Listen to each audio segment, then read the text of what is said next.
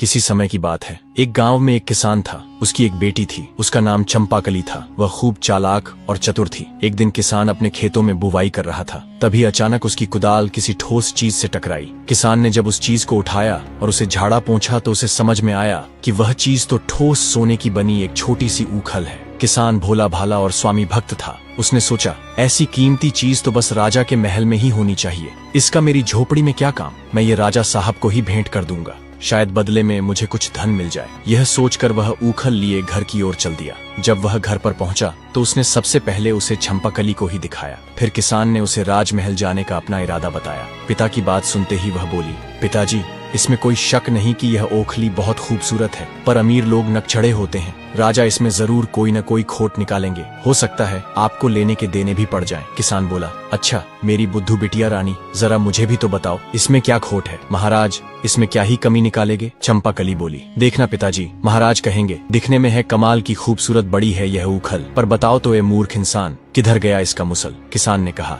हमारा राजा कभी ऐसा नहीं बोलेंगे। तुम क्या उसे भी अपनी तरह बेअक्ल समझती हो। किसान ने ओखली एक थैली में डाली और चल पड़ा राजमहल की ओर। पहरेदारों ने पहले तो उसे रोका, लेकिन जब उसने राजा को उपहार देने की बात कही तो उसे दरबार में लेकर चले आए। दरबार में किसान ने राजा से कहा, अन्नदाता, मुझे अपने खेत में बुवाई करते समय यह ठोस सोने की सुंदर ओखली मिली है। मैं यह मानता हूँ कि यह केवल आपके महल में ही अच्छी लगेगी, इसलिए मैं यह आपको भेंट करना चाहता हूँ। आप मना मत करिएगा। राजा ने ओखली हाथ में पकड़ी, उसे हर ओर से घुमा फिरा कर देखा, फिर सिर हिलाते हुए बोले, दिखने में तो कमाल की खूबसूरत बड़ी है यह ऊखल, पर बताओ तो ऐ किसान, किधर गया इसका मुसल। हूबहू चंपाकली के ही शब्द राजा ने दोहरा दिए थे। बस किसान को मूर्ख इंसान नहीं कहा, क्योंकि राजा की भाषा में एक मर्यादा होती ही है। किसान अपने पर काबू न रख सका। उसने अपने माथे को ठोकते हुए कहा, हे भगवान, बिल्कुल वही शब्द, उसने भी तो यही कहा था। राजा ने उत्सुकता से किसान से पूछा, किसने यही कहा था। किसान बोला, गलती माफ करें सरकार, मेरी बेटी चंपाकली ने कहा था कि राजा साहब ऐसा ही कहेंगे।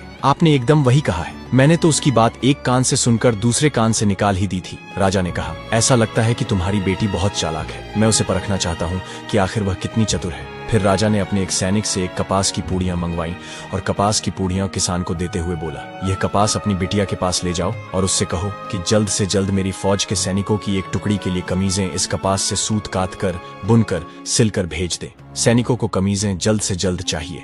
किसान यह सुनकर स्तब्ध रह गया, पर वह करता भी क्या। राजा से बदतमीजी तो हो नहीं सकती थी। उसने चुपचाप कपास की पुड़िया थैले में डाली और राजा को सलाम ठोक कर वहां से घर की ओर चल पड़ा। ओखली के बदले किसी उपहार की आशा तो बेकार ही थी। सजा नहीं मिली, यही बहुत था उसके लिए। घर पहुंचकर वह बेटी से बोला, बेटी चंपाकली, तुम्हारे बुरे दिन आ गए। ऐसा कहकर उसने अपने थैले से कपास की पुड़िया निकालकर उसे पकड़ा दी और सारी बात बता दी। चंपाकली बोली, पिताजी, आप तो बेबात ही घबरा जाते हैं, थोड़ा सोचने तो दीजिए कि क्या करना है। चंपाकली ने कपास की पुड़िया ली और उनमें से कपास निकालकर पटक पटक कर झाड़ने लगी। जैसा कि आप लोग भी जानते हैं, अगर कपास चाहे कितनी भी कुशलता से ओटी गई हो, एक आध बिनौले तो उसमें छूट ही जाते हैं। झाड़ने पर कपास में से 2 बीज नीचे गिर पड़े। चंपाकली ने उन्हें उठा लिया और जाकर दोनों बीज अपने पिता को देते हुए बोली, पिताजी, आप सीधे महल वापस जाइए और राजा से मेरा संदेश कहिए। मुझे उनकी चुनौती स्वीकार है, बस मुश्किल ये है कि मेरे पास चरखा और करघा नहीं है। मैं सूत कैसे कातूंगी और कपड़ा कैसे बुनूंगी। इन बीजों के खोल से वे चरखा और करघा बनवा कर भेज दें। जैसे ही ये दोनों चीजें बनवा देंगे, उनका काम हो जाएगा। बेचारे किसान की राज दरबार में जाने की हिम्मत नहीं हो रही थी, पर चंपाकली उसके पीछे ही पड़ गई। झक मारकर वह दरबार में जा पहुंचा। किसान की बातें और चंपाकली की मांग जानकर राजा की समझ में आ गया कि चंपाकली बहुत चालाक और बुद्धिमान है। उसने किसान से कहा, तुम्हारी यह बेटी बहुत चतुर है, मैं उससे मिलना चाहता हूँ। तुम उसे राजमहल आने को कहो, मैं उसके साथ बातें करना चाहता हूँ। लेकिन याद रखना, जब वह महल में आए, वह न तो कपड़े पहने हो, न ही बिना कपड़ों के हो। न तो वह भूखी आए, न भरे पेट, न तो घोड़े पर आए, न ही किसी सवारी पर, और पैदल भी न हो। न तो रात में आए और न ही दिन में। यदि वह इन शर्तों को पूरी किए बिना आई तो मैं तुम दोनों बाप बेटी के सिर कलम करवा दूंगा। याद रहे, हर आज्ञा का पालन होना ही चाहिए। किसान बेचारा बड़े टूटे मन से घर लौटा। मौत जैसे उसकी आंखों के आगे नाच रही हो। जब चंपाकली ने पूरी बात सुन ली तो बड़ी बेफिक्री से बोली, पिताजी, मैं सब कर लूंगी, आप बस मेरे लिए एक मछली पकड़ने का जाल ले आइए। अगले दिन चंपाकली ने शाम के समय अपने आप को जाल में लपेट लिया। इस प्रकार वह न तो निर्वस्त्र रही और न ही उसने कपड़े पहने। 2 मुट्ठी चबेना खाया, न पेट भरा न भूखी रही। एक बकरी को बाड़े से निकाला और उसकी पीठ पर एक गद्दी रखकर इस तरह बैठी कि एक पैर जमीन पर लगा रहे और एक ऊपर उठा रहे। इस प्रकार न वह सवारी पर थी, न घोड़े पर, और न ही पैदल जा रही थी। इसी रूप में वह शाम के समय में राजमहल पहुंच गई, जब न दिन था और न रात ढली थी। महल के पहरेदारों ने उसे पागल समझकर रोकना चाहा, पर जब उन्हें मालूम हुआ कि वह राजा के हुक्म से ही इस तरह आई है, तो उसे तुरंत भीतर तक पहुंचा दिया गया। राजा के दरबार पहुंचकर चंपाकली बोली, महाराज, आपकी आज्ञा के मुताबिक मैं आपके सामने हाजिर हो गई हूँ। चंपाकली को देखते ही राजा बेतहाशा हंस पड़े और बोले, चतुर चंपाकली, तुम तो बिल्कुल वैसी लड़की हो जिसकी मुझे तलाश थी। मैं तुमसे ही शादी करूंगा और तुम्हें अपनी रानी बनाऊंगा। बस एक शर्त जो तुम्हें माननी होगी कि तुम राज्य के मामलों में कभी दखल नहीं दोगी। बोलो, क्या तुम्हें मंजूर है? चंपाकली बोली, मैं जल्दी ही आपको इसका जवाब दे दूंगी। इतना कहकर वह वहां से आज्ञा लेकर चली गई। राजा को उसकी बुद्धि से पता चल गया था कि चंपाकली उससे अधिक सयानी है, इसलिए उसने ऐसी शर्त रखी थी। घर पहुंचकर उसने किसान पिता को यह खबर दी तो किसान बोला, यदि राजा की इच्छा तुमसे शादी करने की है तो तुम उसका विरोध तो कर नहीं सकती। आखिर वह राजा है। लेकिन तुम्हें हमेशा सावधान रहना होगा, क्योंकि जो आदमी मनचाहा तुरंत पाना चाहता है, वह अनचाहा तुरंत छोड़ना भी तो चाहेगा। इसलिए तुम अपने यहाँ की चीजों को यों का त्यों रहने दो। न जाने कब तुम उन्हें नापसंद हो जाओ तो यही सब तुम्हारे काम आएगा। चंपाकली अब भी कम उम्र की थी। उसने पिता की बातों पर बहुत ध्यान नहीं दिया और राजा को एक पत्र लिखकर शादी के लिए अपनी स्वीकृति भेज दी। राजा पत्र पढ़कर बहुत खुश हुआ। बहुत जल्दी ही पूरे राज्य में विवाह की धूमधाम मच गई और निर्धारित समय पर उनकी शादी हो गई। एक दिन एक किसान अपनी गर्भवती गाय को लेकर बेचने की इच्छा से राजधानी आया था, लेकिन उसे निवास के लिए किसी भी सराय में जगह नहीं मिली, क्योंकि सभी सरायें भरी हुई थीं। एक सराय मालिक को उस गर्भवती गाय पर दया आ गई। उसने किसान को अपनी सराय के पास पड़े छप्पर के नीचे गाय को रात भर रखने की इजाजत दे दी। किसान ने अपनी गाय की रस्सी पास खड़ी एक गाड़ी के पहिए से बांध दी। भगवान की माया, सुबह सबने देखा कि गाय ने रात में एक बछड़े को जन्म दिया था, जो लुढ़क कर गाड़ी के नीचे चला गया था। गाय का मालिक बहुत खुश हुआ। उसने अपनी गाय और बछड़े को संभाला और वापस घर जाने की तैयारी करने लगा। तभी गाड़ी का मालिक आया और कड़क कर बोला, खबरदार, जो बछड़े को ले जाने की कोशिश भी की। कल रात तुमने मेरी गाड़ी के पहिए से गाय बांधी थी, वह तुम्हारी है, पर बछड़ा मेरी गाड़ी के नीचे था, वह मेरा है।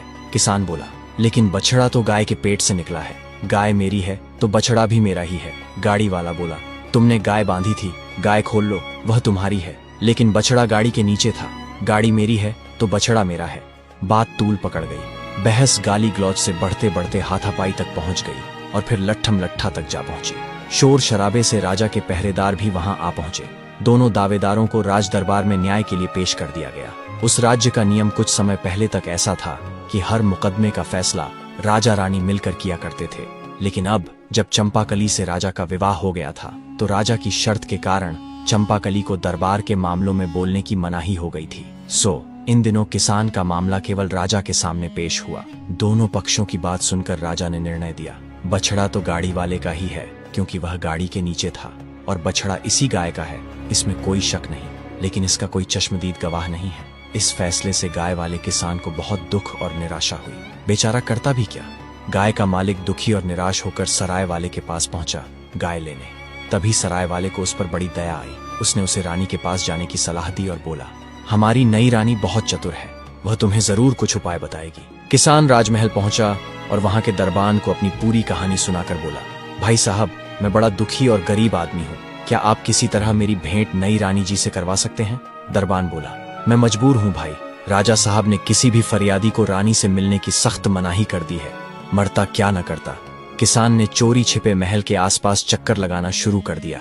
उसे एक बगीचे में रानी चहलकदमी करती दिखाई दी। फिर क्या था, बगीचे की बाड़ फांद कर गाय वाला अंदर जा पहुंचा और रानी के आगे गिड़गिड़ाकर अपने साथ हुए अन्याय की कहानी कह सुनाई। चंपाकली ने थोड़ी देर विचार किया, फिर बोली, मेरी बात ध्यान से सुनो। कल महाराज शिकार खेलने जा रहे हैं। वह एक ऐसी जगह जाएंगे जहां एक तालाब इस मौसम में हमेशा सूखा रहता है। तुम अपने साथ मछली पकड़ने वाला एक जाल और बंसी लेकर वहां चले जाना। जब राजा साहब दिखाई दें तो ऐसा अभिनय करना मानो तुम मछलियां पकड़ रहे हो। महाराज तुमसे जरूर पूछेंगे कि तुम सूखे तालाब में मछलियां क्यों पकड़ रहे हो। तब तुम उनसे कहना, यदि एक गाड़ी बछड़ा पैदा कर सकती है तो क्या सूखे तालाब में मछलियां नहीं मिल सकती? अगले दिन किसान बंसी और जाल से लैस होकर सूखे तालाब पर पहुंच गया। तभी वहां राजा अपने सैनिकों के साथ शिकार करने आ पहुंचा। उसने देखा कि एक बूढ़ा व्यक्ति सूखे तालाब में मछलियां पकड़ रहा है। राजा उसके पास गया और पूछा, तुम सूखे तालाब में मछलियां क्यों पकड़ रहे हो? इस पर किसान बोला, जब एक गाड़ी बछड़ा पैदा कर सकती है तो सूखे तालाब में मछलियां क्यों नहीं मिल सकती। किसान का उत्तर सुनते ही राजा हैरानी में पड़ गया। वह किसान से जोर से बोले, ये तुम किसकी बोली बोल रहे हो? तुम तो ऐसा कभी सोच भी नहीं सकते। सच सच बताओ, क्या तुम रानी से मिले थे? किसान इनकार न कर सका। उसने तुरंत स्वीकार कर लिया कि ऐसा करने की सलाह उसे रानी से ही मिली थी।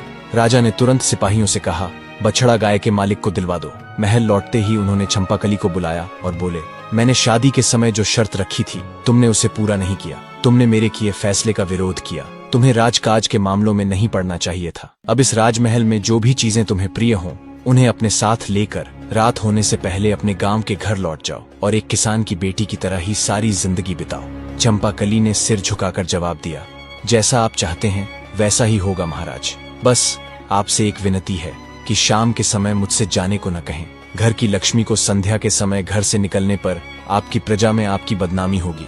राजा बोले, ठीक है, आज रात हम आखिरी बार एक साथ खाना खाएंगे, कल सुबह तुम चली जाना।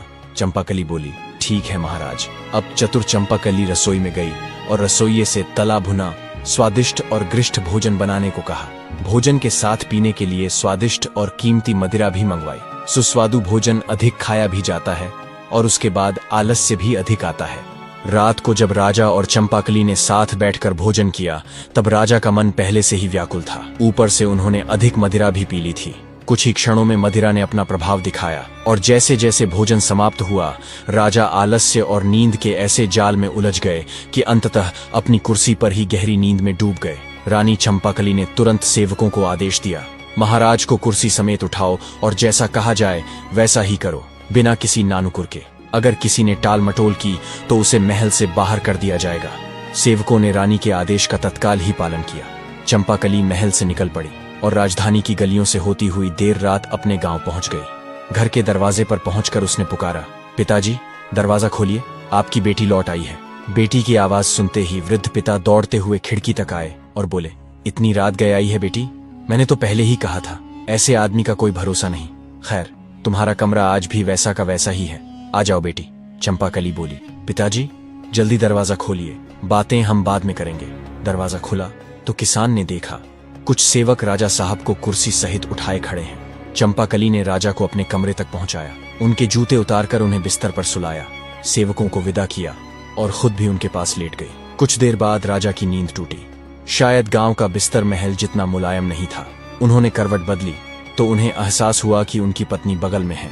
वे बोले, चंपाकली, मैंने तो तुम्हें अपने गांव लौट जाने को कहा था, तुम गई नहीं?